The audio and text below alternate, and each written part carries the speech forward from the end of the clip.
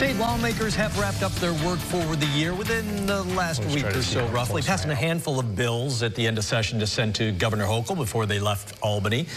That includes legislation that would put cardiac emergency response plans in all of New York schools. Joining us now, Kristy Smorol, Marketing Communications Director for the American Heart Association of Central and Western New York, big district. Kristy, always good to see you. Thanks for being with us.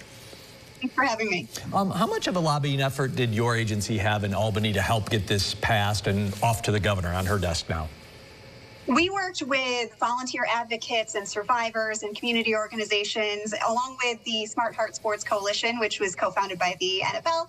We worked across the state, really. We had volunteers from all over that went to Albany to help advocate for this bill and really make a difference. Yeah, let's get to it. What exactly is the bill all about? What does it do? What does it include? This would establish cardiac emergency response plans, or CERPs, C-E-R-P, in every public school across the state. And those plans are details and not only the actual written document, but practicing how to respond to a cardiac emergency so that people know where the AED is, how to access it, is how to maintain it so that they can be ready to call 911, start CPR, get the AED, and save a life in the event of a cardiac emergency. I'm guessing that because we had to put legislation out there like this, that while many districts may have this, there are districts that actually don't have a detailed plan for this kind of thing?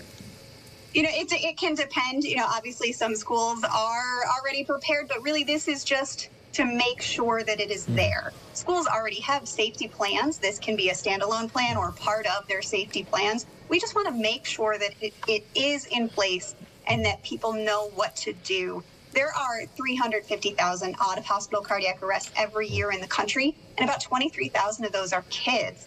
But only 40% are sports related. So this can be on the field, but it can be in the classroom. It can be school staff. It can be visitors.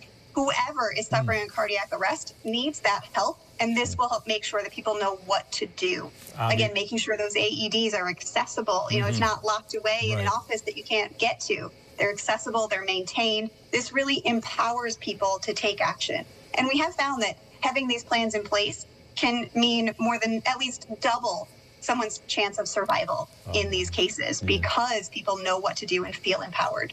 We certainly know that there's been a lot of focus on CPR after Damar Hamlin, the Bills' Damar Hamlin, his suffered cardiac arrest during that Bills football game back January 2023. Wow, almost more than 2 years ago now. But how much could this legislation really help or even kind of build on that kind of readiness in schools? You kind of talked about it a little bit there, but is it just kind of add another extra layer on top of what he's been able to already alert us to?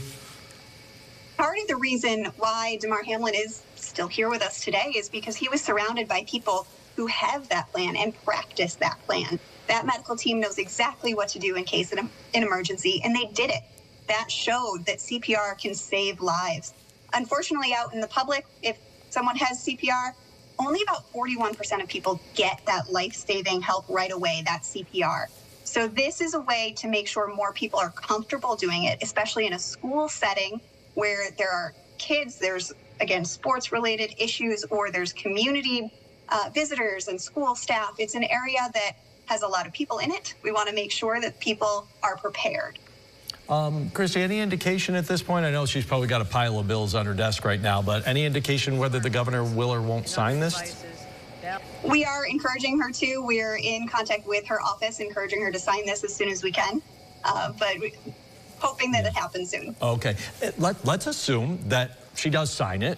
What's it take for districts to be in compliance? They would need that written plan. So we want to make sure that there is a written plan. Again, it can be standalone or part of bigger safety guidelines throughout the school, but we do need that written plan and some practice. Making sure that there will be drills to practice this as well. You could, if they needed it. I mean, you at the American, I say you, the larger you, American Heart Association, you could help out with a district if they were looking for a little help? Absolutely. Yep. We have resources online. We have CERP templates and implementation resources. We have staff that can help address a school need, figure out what they're going to need and how they can make this plan work best for them. Awesome. Kristy Smorol from the American Heart Association. We're talking about the cardiac emergency response plans for schools. Kristy, thanks so much. We'll talk to you again soon. Thank you.